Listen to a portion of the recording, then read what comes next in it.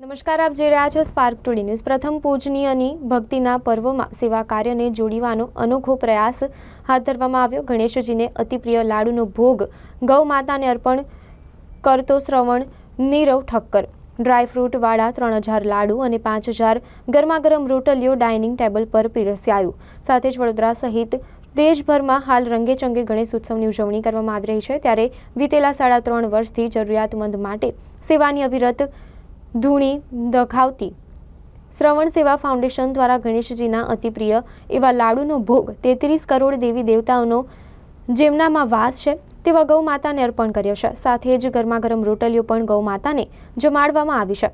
આમ ગણેશોત્સવ પર્વને ગૌ સેવા સાથે જોડવાનો અનોખો પ્રયાસ કરવામાં આવ્યો હોવાનું સંસ્થાના ફાઉન્ડર નીરવ ઠક્કર દ્વારા જણાવવામાં આવ્યું છે।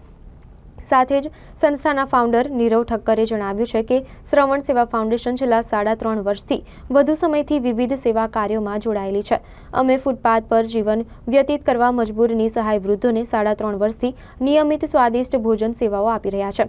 ત્યારે હાલમાં ગણેશોત્સવ ચાલતો હોવાથી અમે ગણેશજીના અતિપ્રિય એવા લાડુનો ભોગ ગૌ માતાઓને અર્પણ કર્યો છે। નીરવ ઠક્કરે વધુમાં જણાવ્યું કે 3000 જેટલા ડ્રાયફ્રૂટ લાડુ અને ગરમાગરમ રોટલીઓનો ભોગ કરજણ પાંજરાપોળમાં આશરો લેતી ગૌ માતાઓને અર્પણ કરવામાં આવ્યો છે।